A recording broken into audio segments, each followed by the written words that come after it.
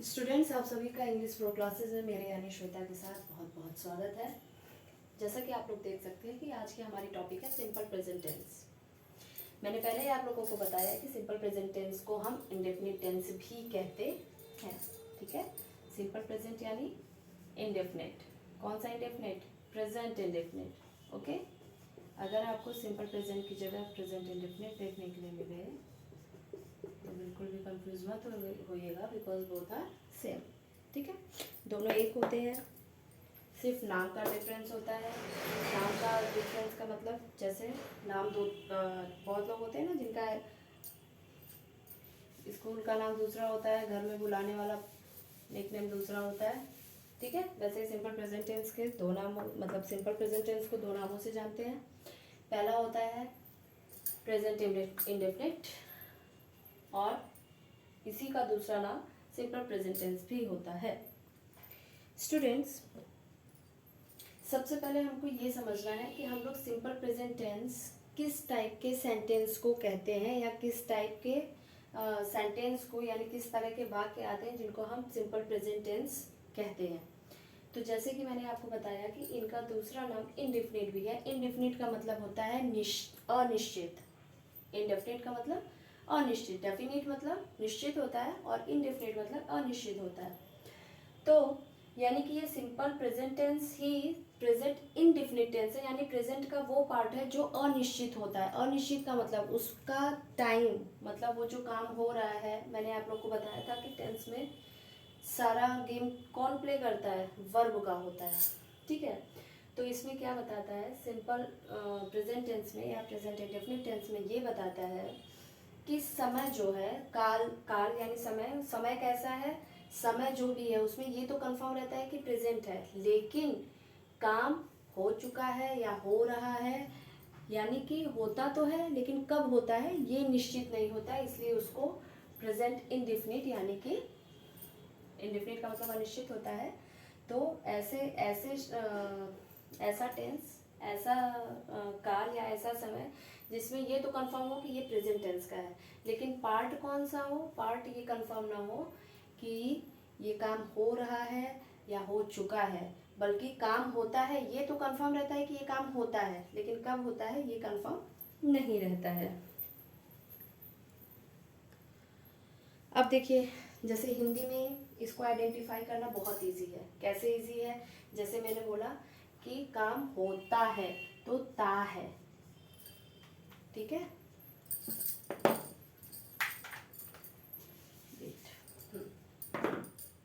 इस प्रकार के टेंस में अगर आप हिंदी टू इंग्लिश ट्रांसलेशन करते हो तो हिंदी में दोनों तरह से आपको बताऊंगी कि आप कैसे पहचान पाओगे, कैसे आइडेंटिफाई कर पाओगे कि ये सिंपल प्रेजेंट टेंस है, हिंदी में भी इंग्लिश में भी।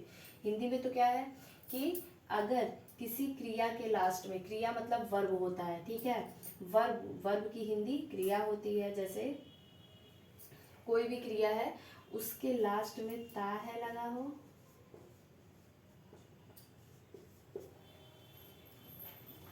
ती है लगा हो,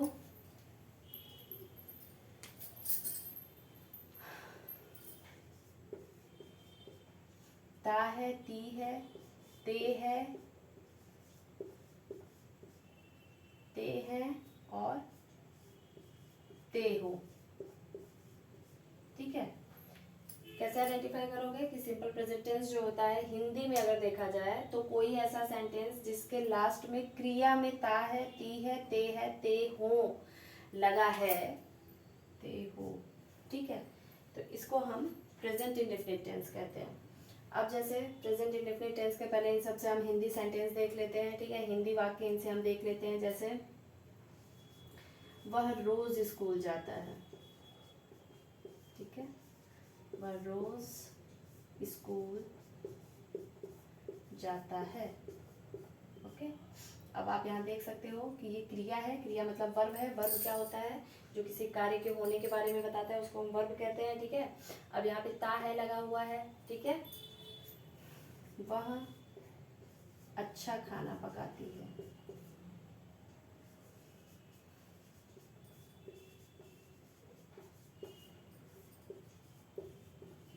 तो ती है, ठीक है, ता है हो गया, ती हो गया, ते है, हम गाना गाते हैं।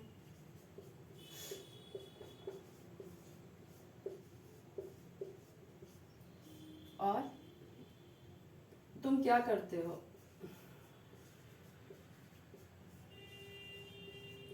तुम क्या कर हो? अब इसमें आप देख रहे होंगे, एक चीज और ध्यान दीजिएगा, यहाँ पे मैंने ती हूँ या ता हूँ नहीं लिखा है, तो आप लोग ये मत सोच लीजिएगा कि ती हूँ और ता हूँ नहीं लिखा गया है तो वो है ही नहीं है, वो भी होते हैं। ती हूँ और ता हूँ मतलब मैं जाता हूँ, मैं खाती हूँ, ठीक है। जब इस टाइप के हिंदी सेंटेंस आपको देखने के लिए मिले तो आप कंफर्म हो जाना कि ये कौन सा टेंस है। ये प्रेजेंट इंडेफिनिट यानी कि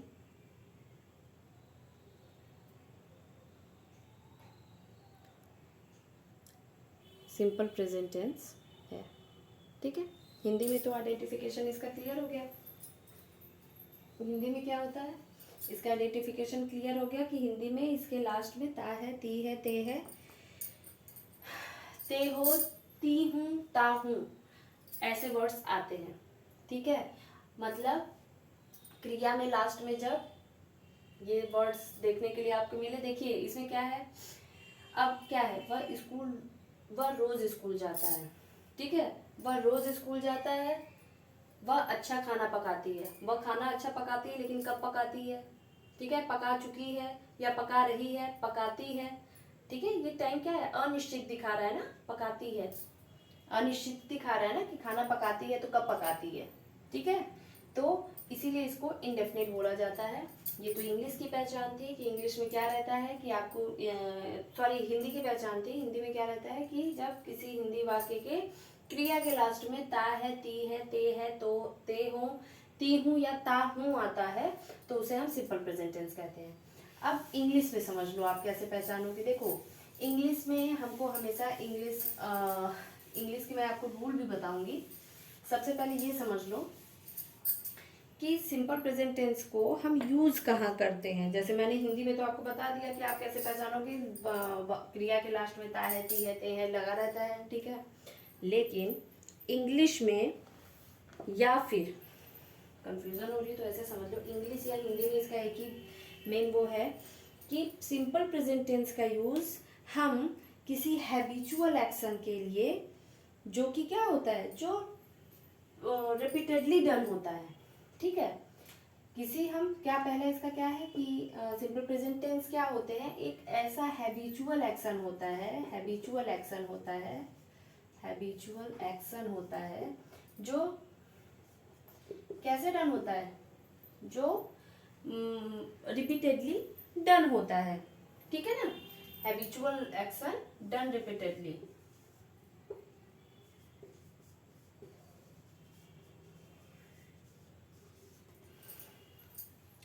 हैबिचुअल एक्शन या फिर हैबिट, यहाँ पे हम हैबिचुअल एक्शन या फिर हम हैबिट भी बोल सकते हैं कि कोई ऐसा हैबिचुअल एक्शन, मतलब जो किसी के काम करने की आदत हो या जो सिर्फ आदत हो, जो बार बार हम करते हैं, उसे हम प्रेजेंट टेंस में यानी सिंपल प्रेजेंट टेंस में उसको हम रखते हैं, ठीक है।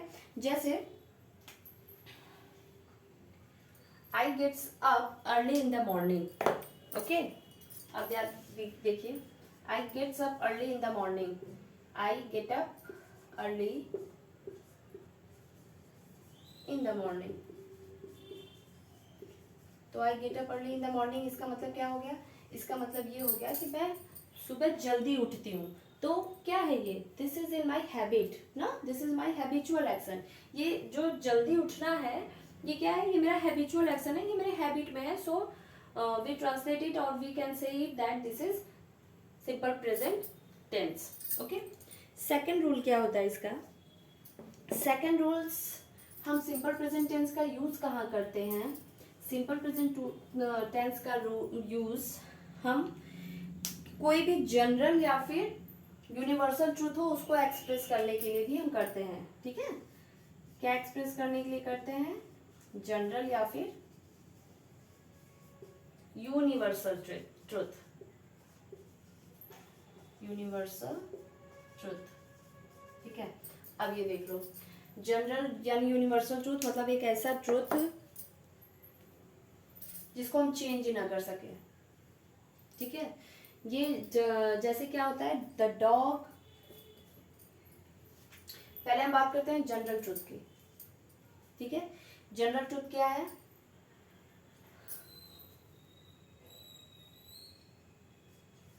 Dogs bark. जनरल ट्रूथ क्या हो गया, डॉग्स बार्क मतलब कुत्ते भौंकते हैं। ठीक है, ये जनरल ट्रूथ है कि डॉग रहेंगे तो वो बार्किंग करेंगे ही। ठीक है, हाँ, इसको आप एक तरह से ये हैबिचुअल भी हैबिचुअल एक्शन में भी ले सकते हैं कि डॉग्स बार्क क्या है, ये एक हैबिचुअल एक्शन है ना, हैबिट होती है, कुत्तों की हैबिट होती है क्या करने की, बार्क करने की। ठीक है, हमारा एक जनरल ट्रूथ ये भी हो जाता है, क्या हो जाता है, honey is sweet, honey is sweet, sorry, honey is sweet मतलब हनी कैसा होता है, हनी मीठा होता है, ये जनरल ट्रूथ है। इसको हम यूनिवर्सल ट्रूथ भी कह सकते हैं, हनी कभी भी तीखा नहीं होता है। कहा तो यहाँ तक जाता है कि क्या कहा जाता है, हनी को नीम के पत्ते, सॉरी, हनी को, हनी में चींटी नहीं, मतलब अगर असली शहद है तो उसके आसपास चींटियाँ नहीं लग सकती, है ना। तो हनी क्या होता है, हनी स्वीट होता है, हनी स्वीट यहाँ पे लिखा है। आप और चीज़ें देख सकते हैं, जैसे यूनिवर्सल ट्रूथ में और क्या आ गया, जैसे the sun rises in the east, ये तो the sun rises in the east, सूरज कहाँ से उगता है, सूरज पूरब से उगता है, तो सूरज पूरब से उगता है, यानी कि the sun rises in the east, this is universal truth. Okay, ये यूनिवर्सल ट्रूथ है ना कि सूर्य कहाँ से उगता है, पूरब से उगता है।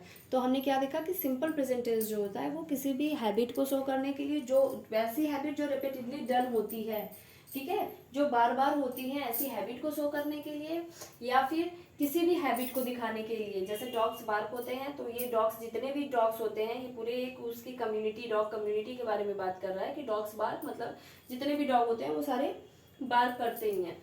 दूसरा हमने क्या देखा कि ये सिंपल प्रेजेंट टेंस जो होता है ये किसी भी जनरल या फिर यूनिवर्सल ट्रूथ को एक्सप्रेस करते हैं।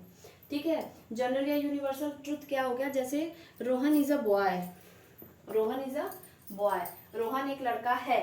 ठीक है, रोहन एक लड़का है, ये जनरल ट्रूथ है या फिर यूनिवर्सल ट्रूथ है कि रोहन जो है वो लड़का ही है, और वो, जैसे हम इसको नहीं चेंज कर सकते हैं, the sun rises in the east, वैसे ही रोहन लड़का है, उसको हम चेंज नहीं कर सकते हैं, that is universal truth. Universal truth का मतलब होता है सार्वभौमिक सच्चाई। ठीक है, जैसे क्या है, the sun rises in the east, तो कहीं पे भी हो, पूरे वर्ल्ड में कहीं पे भी हो, सन कहाँ राइज होता है, सन ईस्ट में ही राइज होता है। तो ये क्या हो गया, ये यूनिवर्सल ट्रूथ हो गया। ठीक है, अब हम इसके फॉर्मेशन की बात करेंगे।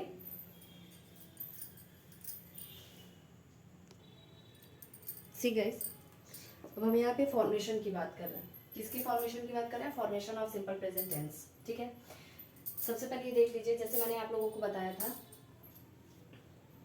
टेंस मैंने एक क्लास आपकी ली थी, एक टॉपिक, उसमें मैंने एक वीडियो बनाया है, उसकी टॉपिक है सेंटेंस, सॉरी, ठीक है, सेंटेंस है उसकी टॉपिक। सेंटेंस में मैंने आपको बताया था कि how many types of sentences, sentence के कितने प्रकार होते हैं। लेकिन इन एनी टेंस, किसी भी टेंस में हम ये तीन, मतलब ये जनरल है सेंटेंस के टाइप्स जिनके बारे में हम पढ़ते हैं। जैसे पॉजिटिव किसका वो है, ये पॉजिटिव और निगेटिव दोनों असर्टिव सेंटेंस के, असर्टिव सेंटेंस के पार्ट हैं। ठीक है, पॉजिटिव एंड नेगेटिव दोनों असर्टिव सेंटेंस के पार्ट है। और ये इंट्रोगेटिव, मतलब अगर देखा जाए तो हम लोग सिर्फ दो सेंटेंस के बारे में किसी भी टेंस में पढ़ते हैं। कौन सा वो दो टेंस होता है, एक असर्टिव होता है जिसमें एक क्या आ जाता है, एक पॉजिटिव जिसको अफर्मेटिव भी बोलते हैं, और दूसरा क्या होता है निगेटिव, जिसको निगेटिव तो बोलते ही हैं। और ये पार्ट हैं किसके, असर्टिव सेंटेंस के पार्ट हैं। और दूसरा हमारा पार्ट है इंट्रोगेटिव। इंट्रोगेटिव मतलब आप सभी को पता है कि क्वेश्चन वाले सेंटेंस। तो सबसे पहले जब हमको पॉजिटिव चेंज करना हो, पॉजिटिव क्या होता है, जिसमें ना, नहीं या फिर क्वेश्चन, ये सारी चीजें ना है। ठीक है ना, पॉजिटिव का मतलब जो पॉजिटिव जो बोलते हैं ना सब लोग, बी पॉजिटिव, तो बी पॉजिटिव का मतलब क्या होता है, बी पॉजिटिव का मतलब अच्छा बोलो, और अच्छा जब कोई भी बातें हम अच्छी बोलेंगे तो उसमें ना ही हम कोई हमारे नकारात्मक शब्द आएंगे, जैसे ना वर्ड उसमें नहीं आएगा, नहीं वर्ड नहीं आएगा, मत वर्ड नहीं आएगा, ठीक है। और ना ही कोई क्वेश्चन, अगर इफ कुछ ये सारे वर्ड्स नहीं आते। तो पॉजिटिव सेंटेंस में इसको चेंज करने के रूल क्या होते हैं, जैसे पॉजिटिव का मैं एक हिंदी आपको बता देती हूँ। जैसे मैंने बोल दिया कि वह रोज स्कूल जाता है, ठीक है, वह रोज स्कूल जाता है, तो इसकी मीनिंग बनाते समय हमने देखिए यहाँ पे क्या लिखा है कि सबसे पहले हम सब्जेक्ट लिखते हैं। अब सब्जेक्ट क्या हो गया, जैसे सब्जेक्ट वह रोज स्कूल जाता है में ही हो गया। फिर आप देख रहे हो रूट फॉर्म, यानी रूट फॉर्म का मतलब होता है फर्स्ट फॉर्म। किसी भी वर्ब की फर्स्ट फॉर्म को हम रूट फॉर्म बोलते हैं, क्योंकि वो जैसे उसकी ओरिजिन होती है उसी को हम रूट फॉर्म बोलते हैं या फर्स्ट फॉर्म बोलते हैं, ठीक है। तो वह रोज स्कूल जाता है, तो इसमें जाने की इंग्लिश क्या होती है, गो होती है, तो उसका हम रूट फॉर्म यहाँ पे लिख देंगे, यानी गो लिख देंगे। लेकिन एक चीज थोड़ा सा ध्यान दीजिएगा, ही क्या है, ही थर्ड पर्सन है, बताया था मैंने, प्रोनाउन के लेक्चर में बताया मैंने इसको, ही थर्ड पर्सन है। तो थर्ड पर्सन, और वो भी कैसा नाउन है, ये सिंगुलर नाउन है।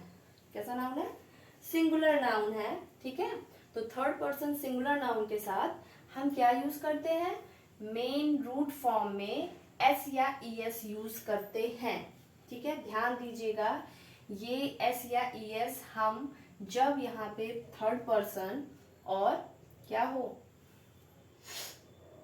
सिंगुलर नाउन हो, सब्जेक्ट कैसा हो हमारा, सिंगुलर प्रोनाउन हो, ठीक है ना, सब्जेक्ट हमारा सिंगुलर हो और थर्ड पर्सन हो, तब हम लोग root form of main verb में एस या ई एस ऐड करेंगे, अदरवाइज नहीं ऐड करेंगे। लेकिन यहाँ पे जरूरत है, क्योंकि ही क्या है, ही हमारा थर्ड पर्सन है और सिंगुलर सब्जेक्ट है, इसलिए हम यहाँ पे ही गोज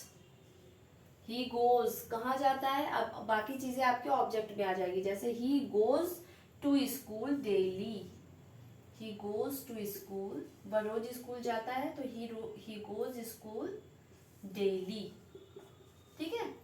कुछ नहीं करना है। अगर इसकी जगह पे रहता कि मैं रोज स्कूल जाती हूँ, तो आई गो टू स्कूल डेली, ठीक है।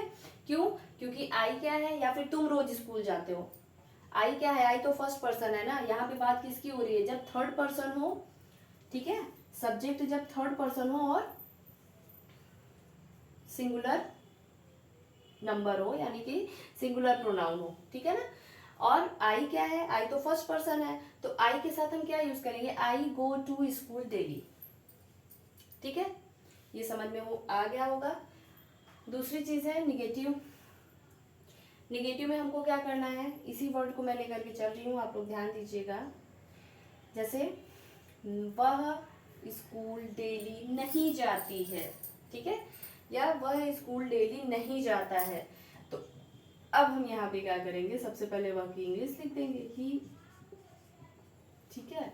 अब मैंने यहाँ पे लिखा है डू या डज, तो आप देख सकते हो डू रूट फॉर्म है, और यहीं पे हमने डू में यानी रूट फॉर्म में ई एस लगा दिया है, तो ये डज बन गया है। तो इसका मतलब भी सेम वही है कि अगर हमारा subject third person singular number हो, तो हम यहाँ पे डज का यूज करेंगे, और अगर ये फर्स्ट या सेकंड पर्सन हो तो हम डज का यूज नहीं करेंगे, ठीक है। और या फिर अगर थर्ड पर्सन ही हो लेकिन वो सिंगुलर ना हो करके प्लूरल हो, तो हम डज का यूज नहीं करते हैं, ठीक है। लेकिन यहाँ पे हमको क्या मिल रहा है, यहाँ पे हमको सिंगुलर पर्सन तो है ही, मतलब थर्ड पर्सन, और सिंगुलर सब्जेक्ट है, ठीक है ना, सिंगुलर नंबर है, अकेला दिखा रहा है। ही क्या होता है, ही अकेले के लिए हम यूज करते हैं ना, तो यहाँ हम क्या यूज करेंगे, डज यूज करेंगे, he does, then not, he does not.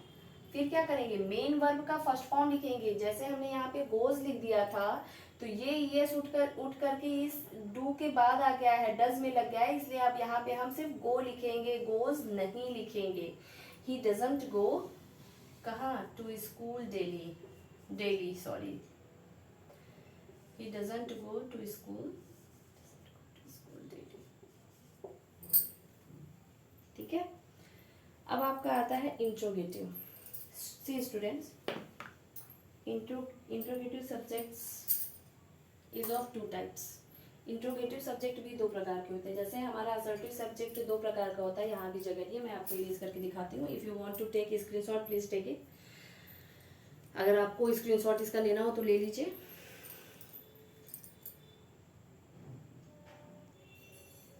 See guys,